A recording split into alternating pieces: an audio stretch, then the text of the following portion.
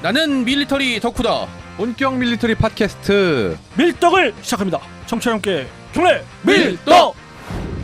바로 안녕하세요, 박찬준입니다. 안녕하세요, 놀러온 남자 정명섭 정작입니다. 예, 월간 플랫폼 홍이모입니다. 월간 플래톤 이준규 기자입니다. 네, 이렇게 밀떡이 시작됐습니다. 뭐 바쁘신 중에도 여러분들 안 바빠요. 더운 여름에 네, 바쁩니다. 출석률 한가하시군요. 100%. 심지어 사무실에 에어컨도 고장났습니다. 헐. 자, 이런 가운데 남아시아의 인도란 나라를 보면요, 사실 역사적으로도 인도 그 서쪽으로 상당히 많은 침범을 당한 네. 또는 침범을 또 하기도 하고, 그렇죠. 인더스 강을 그 중심으로 해서 서부 쪽이 그랬죠. 물론 동부 쪽은 그 나라의 특성상 히말라야 산맥이 그쵸. 완전 장벽처럼 쌓고 있고요. 북동부도 마찬가지고요. 그러니까 결국은 서부 쪽에 항상 그 외침이 좀 있었는데, 인도를 본다면 지금 그 파키스탄과 네네. 국경을 서부로 맞대고 있어요. 그래서 그런지 파키스탄과도 뭐 적대 관계이면서 전쟁 여러 차례 했죠. 여러 차례 했죠. 네, 그런 뭐 국지전부터 해가지고 진짜 전면전까지 했었고요. 또 북쪽도 사실 그 중국과 네. 62년 전쟁까지 했던, 그걸 우리가 중인 전쟁이라고 하나요? 네. 예. 그리고 이제 여러 가지 이제 살짝 네. 포격전 정도 네. 있어 왔죠. 최근에 그 파키스탄과 인도 간에 분쟁이 있었던 걸로 알고 있고 해서요.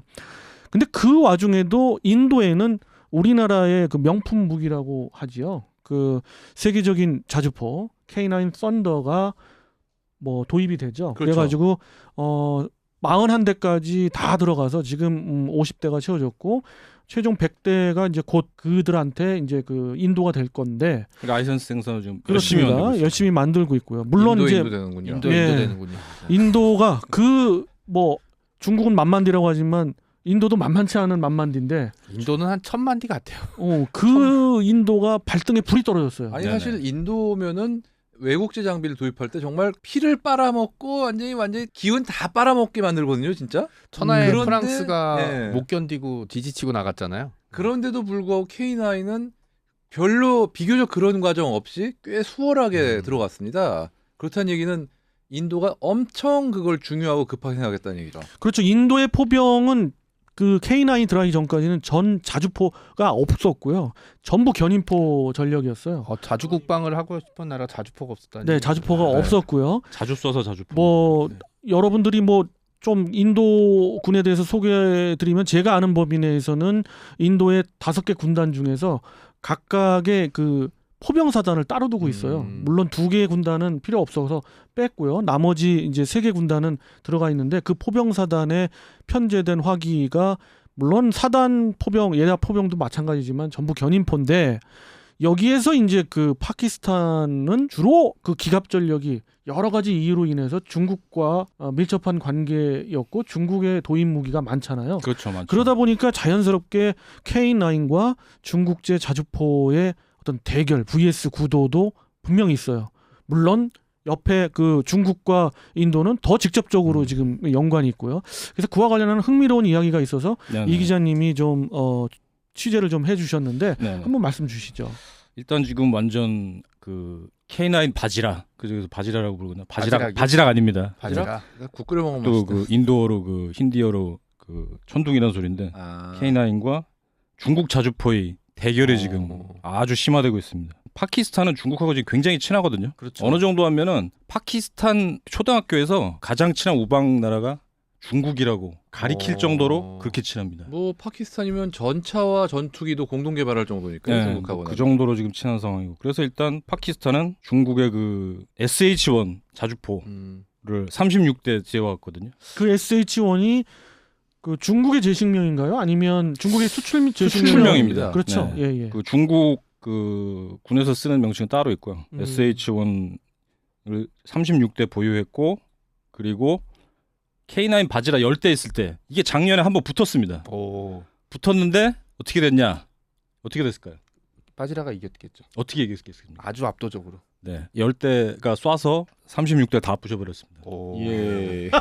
그렇게 심각한 차이가 나는 건 과연 뭘까요? 발사 속도일까요? 아니면 발사 속도 같은 것도 있겠고요. 그 제일 일단 중요한 게 정확성 아닐까요? 네, 그거 중요합니다. 정확성입니다. 이 K9은 발사 후에 거의 포신 진동 같은 게 거의 없어요. 근데 SH1나 뭐 SH15 같은 거 발사 장면을 보면은 그냥 천지가 난리가 납니다. 먼지 아니, 막 날려고 뭐 애당초 포가 막 그냥 바들바들 떨리고. 자체적으로 완충 장치가 트럭 베이스라 네. 어쩔 수가 없죠. 아 베이스가 트럭이에요. 트럭이에요. 이건 장륜식이에요. 차륜식. 장륜식 내지 차륜식이라고 하는데 바퀴 6개짜리 트럭 위에다가 155mm 아 포를 우리 얹는 겁니다. 105mm 오. 올린 것처럼 그런 거네요. 네, 그렇죠. 그런 식인데 차체가 군용 트럭은 아니고요. 좀 대형 그 트럭에다 올린 건데 어쨌든 그런 형태로 돼 있어요. 참고로 장륜식 자주포들은 뭐 많이 있어요. 네네. 그 프랑스의 케이사르도 있고요. 그다음에 뭐 체코에서 체코산도 있고 슬로바키아도 이제 그렇죠. 자체 개발을 한 것들이 있는데 개인적으로 일본 것도 있지 않아요? 일본도 최근에 최근에 있습니다. 네. 최근에. 네. 제가 포는 일본- 괜찮은데 차대가 좀 애매하죠. 그거. 그래서 독일에서 수입했어요 결국. 네. 심지어 차륜식을 한 이유가 여러 가지 그 뭐 상륙 작전에 그 기동력이 빨라야 되니까 거부용. 그런 것도 네. 하지만 워낙 그 99식이 그 비싸니까 비싸죠. 네. 엄청 비싸죠. 그것 때문에 샀는데 이게 또 단가가 오를 대로 올라가지고 그렇죠. 그거 좀 맘먹어요. 의미가 좀 사라졌죠. 그래서 야. 1년에 몇 대 어. 생산을 못 하고 트럭의 있습니다. 원전 주제 K9보다 비쌉니다. 가격으로 따지면 대충 비교했을 때 한 어느 정도 차이가 쉽게 나요? 얘기해서 K9보다 그 일본의 신형 차륜식 자주포가 20억인가 30억원인가 더 비쌀 거예요. 우리보다. 바퀴에다 뭐 금태라도 두른 건가요? 금까지는 네. 은 정도 다른 것 같아요. 자유대게 지금 네. 70억인가 뭐 그렇게 그 정도 나온 것 같아요. 근데 제가 알기로는 그 일본에서 나온 게 옆에가 뻥뻥 뚫려 있더라고요. 기본적으로 이런 차륜식 자주포들은 네. 그 방어를 주목적으로 한 게 아니고 또 기능량의 기동성이다. 한계가 있기 때문에 네. 네. 장갑판이 없거나 있어도 조종석 정도만 방어되는 정도지 포 자체는 거의 보호가 안 됩니다. 근데 그럼에도 불구하고 이게 이제 원칙인데 그럼에도 불구하고 일본의 차륜식은 해도 너무한 거예요. 그러니까 승무원들이 거의 다 사망할 판이에요. 그렇죠. 포병들이 그 이렇게 앉아 있는 좌석에 위에 이렇게 캔버스 덮여 있어요. 네. 그 잠시 뭐 저 뒷곁으로 갔지만 네네. 이런 차륜식 자주포들이 전 세계에 있다는 걸 말씀드리고요. 네네. 그래서 그 SH1이 왜 이제 졌는지 또는 뭐 그 전과에 대해서 이제 말씀 주고 계셨어요. 네네. 일단 뭐 K9의 그 위력을 보면 30초 이내 초탄 발사 가능하고요. 이동시에 1분 이내. 이게 굉장히 빠른 겁니다 이게. 그다음에 뭐 15초간 샘발 급속 사격 가능하고 3분당 분달 6발. 근데 지속 사격 시에는 분당 2발. 아, 무슨 포도 빨리빨리야. 네. 아, 정말 우리 성미가- 민족이 우리 민족 아니겠습니까? 근데 이 정도 클래스 성능은 거의 뭐 PZH 2000 외에는 최고 수준이 할 수 있죠. PZH 2000은 그보다 좀 위고요. 조금이고요. 그 대신 값도 그- 비싸죠. 네. 값이 엄청 비싸서 결국 두 배. 포기를 한 거죠. 그러니까 시장에서 완전 도태가 된 거고 결국 우리의 이제 K9이 자주포 시장에서 이제 뭐 1위를 달리는 이유가 바로 그것인데 네네. 그것이 실전으로 증명된 그쵸. 케이스가 바로 파키스탄과 인도고 여기에 놀란 인도가 엄청 이제 삐를 봤죠. 제 생각엔 100대 이상 더 도입을 하지 않을까 싶어요. 그죠. 100대 정도가 아니고요. 지금 추가로 152대 사겠다고 했습니다. K9. 그렇죠. 이 아. 정도면은 네. 빨리 달라고 그렇죠. 전화할 것 그렇죠. 같아요. 예. 네. 그래서 그래서 추가로 152대는 사실은 얘기는 했지만 MOU도 아직 체결은 안 돼 네. 있으니까 제가 말씀을 안 드렸는데 아무튼 그럴 정도로 급합니다. 네네. 그래서 뭐 100대 생산도 네. 지금 가장 최고 국책 사업으로 지금 음. 100대 채워라. 그래서 지금 어. 엄청 만들고 있고요. 근데 과연 인도가 이렇게 난린데 파키스탄은 가만히 있겠느냐? 아니죠. 그래서 파키스탄이 SH-15라고 그거보다 구경원 같은데 조금 더 나은 포가 있거든요. 조금 더. 네, 조금 어느 더 정도 나은 나아요? 거를 236문 도입하기로 어. 했습니다. 아. 이거는 사실 어떻게 보면 중국의 승리네. 왜요? 236문이나 더 팔았잖아. 이게 어떻게 된 거냐면은 100개밖에 못 팔았는데. K9 인도가 가진 수를 거의 비슷하게 맞추겠다는 얘기예요. 어. 지금 K9을 네. 이제 바지라를 한 200대 정도 보유하게 되니까 250대 정도 보유하게 되니까. 사실은 파키스탄이 굉장히 무리수를 두는 게요. 그치. 네네. 이런 부분에서의 이런 정도의 현격한 차이인데 계속 이와 유사한 자주포 물론 뭐 성능은 업글됐다 하더라도 이런 식의 그 대응을 한다는 건 굉장한 무리수가 있고요. 우리수죠. 빠르게 이제 다른 무기 체계, 다른 K9을 대적할 수 있는 다른 쪽으로 가져야 되는데 사실은 여러 가지 제재 문제, 핵 개발국이잖아요. 그러다 보니까 여러 가지 서방의 제재도 있고 이러다 보니까 결국은 선택지가 중국밖에 없는데 거죠. 저 생각은 러시아로 돌릴 수 있으면 돌릴 수 있는 게 좋은데 문제는 또 그럼 인도가 가만 안 있으니까 그렇죠. 러시아가 또 네. 할 수가 없고 인도는 또 러시아의 큰 시장이거든요. 사실은 아. 사면초가입니다. 인도가 또 러시아 무기 많이 사줘서 러시아가 쉽게 파키스탄에 무기 팔기 힘들죠. 왜냐면 지금 그렇죠. 파키스탄에 F-16도 들어가 있는데 파키스탄의 그 F-16을 판매할 때도 그렇고 운영할 때 미국이 굉장히 많이 제약을 걸고 있어요. 그거는 그렇죠. 테러와의 전쟁 아니면 못 쓰게 돼 있어요. 네. 그 인도와의 전쟁에서도 못 쓰게 돼 있는데 자 여기서 인도가 또 K9을 계속 그 굉장히 그 요구하는 또 하나의 요인이 있습니다. 바로 훨씬 더 그 넓은 또 그 긴 국경선을 갖고 있는 3,488km의 국경선을 아이고, 마주하고 있는 길다. 네. 차이나 예. 중국과의 문제입니다. 중국하고 최근에 참 이상한 무슨 냉병기 시대로 다시 네. 갔어요. 국도해관 보는 줄 네. 알았어요. 거기가 그나마 매드맥스 거기가. 국경지대라 어떻게 보면은 우리나라 저 비무장지대 같은 곳이라 이게 웃기다. 거기서 잘못 싸우면은 그냥 전쟁이 나기 때문에 양쪽 다 핵을 가지고 있기 때문에 총을 휴대를 못 하겠거든요. 딱 이렇게 하다 보니까. 도끼만한 사건이네요, 진짜. 딱 그런 사건이 일어났죠. 그래서 인도군이 중국군하고 충돌이 일어나면서 거의 20명 이상이 죽고 오. 중국 쪽 트위터라고 할 수 있는 웨이보에 올라왔다 지워진 내용인데요. 중국 측은 5명 정도 부상을 당했는데 그중에 2명이 사망했다라는 이야기가 교전비가 10대 1이네. 그 전사 학자가 올렸다가 지었구나. 하루도 안 돼서 지워진 내용입니다. 뭐 CIA 쪽에서 나온 자료라고 읽혀지는 거는 45명 전사라고 되어 있는데 오우야. 사실은 인도군이 그렇게 어떤 또 군은 또 처참하게 사망을 했잖아요. 그런 네. 걸 보고 인도 지금 전역의 국민들이 이제 들끓고 있는데 그러다 보니까 서부 쪽에 있던 그 K9을 급히 이제 이쪽 그 동부로 빼고 있고요. 네네. 북동부로 빼고 있고 이제 우리가 잘 아는 그 가란 계곡 그쪽으로는 아주 그 병력을 집결하고 있는 인도에서 이제 대응을 하고 있고요. 중국도 마찬가지로 대응을 하고 있는데 중국에 이제 제가 알기로 이제 차륜형 중국은 전략적으로 그런 히말라야 산맥의 산간 지역의 이제 군구를 중심으로 운용할 자주포를 개발했는데 PCL-181이라고 하는 그 자주포를 또 전개를 하기 시작했어요. PLC-181인데 PLC-181. 이게 사실상 SH-15의 중국군 명칭입니다. SH-15 중국군 명칭이고 SH-15의 그 성능이 어떠냐면은 이 중국이 주장하기엔 최대 사거리가 52km다. 로켓 추진 장약을 썼을 때라고 주장을 개뻥 하고. 불어같습니다. 네. 그리고 또 이게 왜냐하면 이게 지금 진짜 확인이 안 되는 게 뭐 분당 사속이 4발에서 6발이라고 굉장히 주장하고 있고 기동에서 사격 전화 1분 이건 뭐 K9하고 같다. 분당이 주장하고 4발에서 있고. 6발이라고 해요?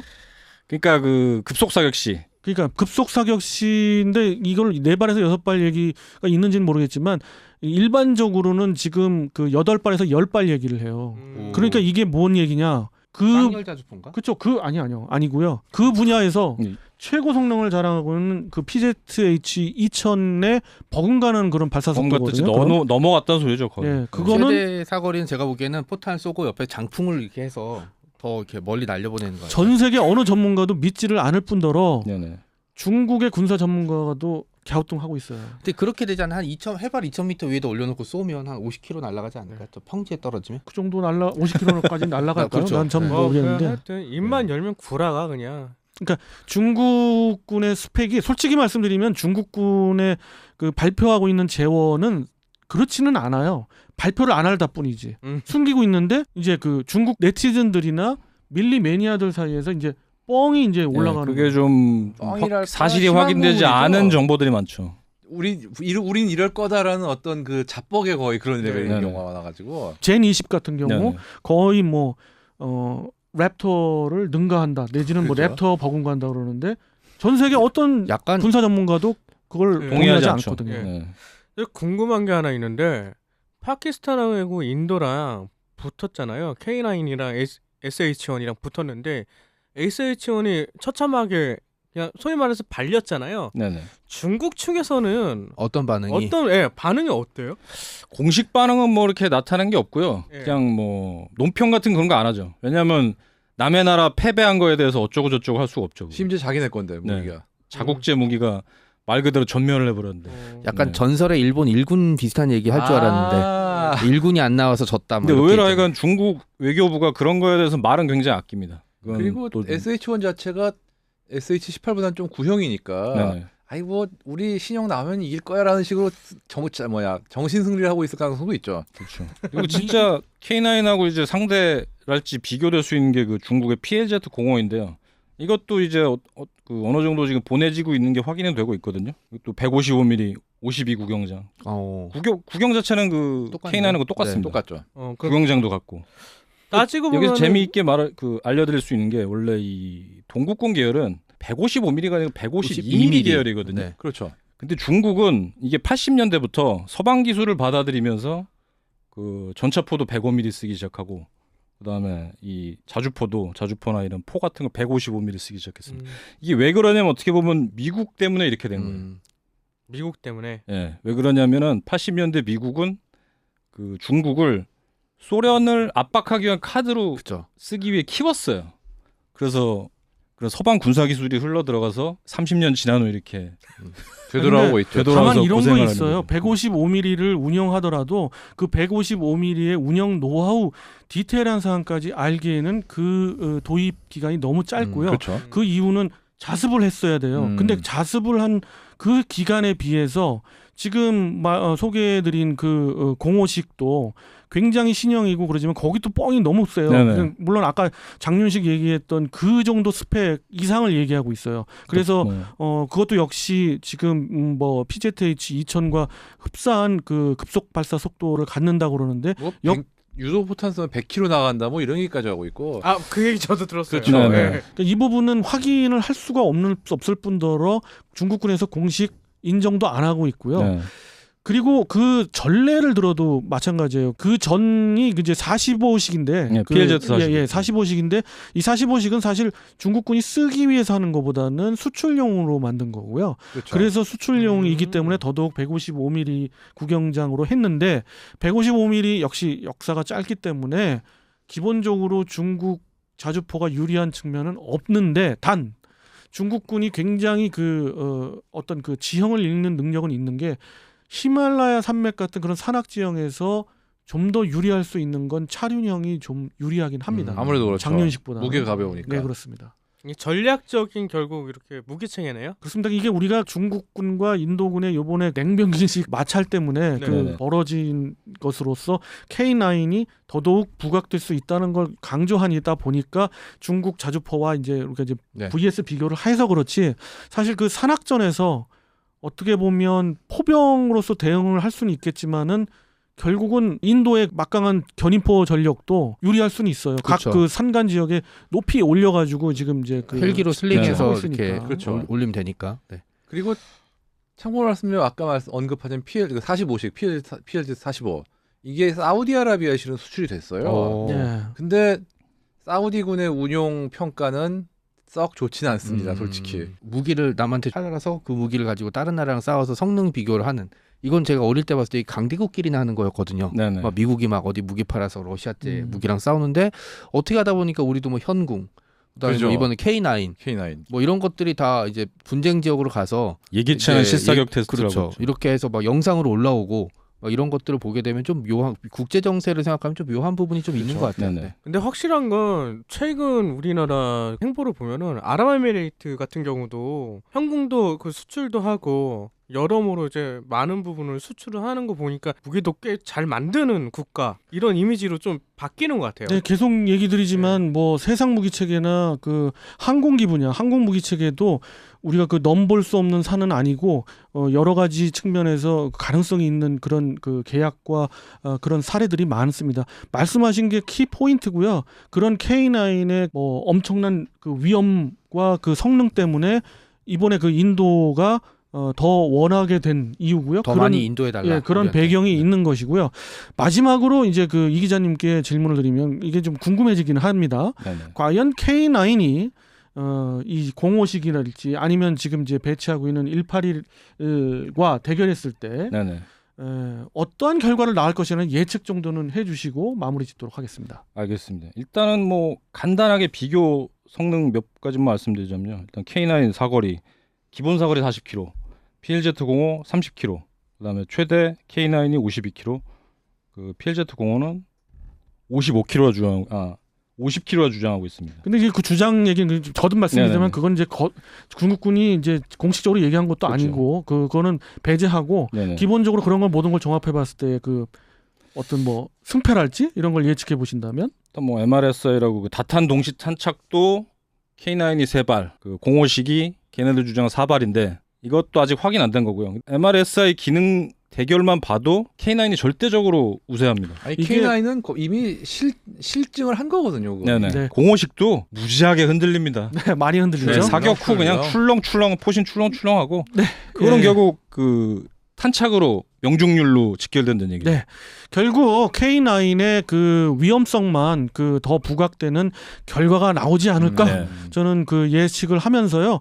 꼭 그 자주포와 자주포끼리의 싸움이 아니죠. 자주포가 그 상대 전력을 그 어떤 능력이랄까 이런 것들도 많이 그 부각이 되니까 중국군과 인도군의 만에 하나 마찰이 있다면 K9의 승리를 예상해 볼 수 있겠습니다. 네. 이렇게 한번 마무리 짓는 걸로 하고요. 다음 시간에 또 관심 있는 VS나 또는 무기 체계나 혹은 이슈가 있을 때 여러분들 찾아뵙도록 하고요. 이번 시간 이것으로 마무리하는 걸로 하겠습니다. 정치 여러분께 경례 밀떡!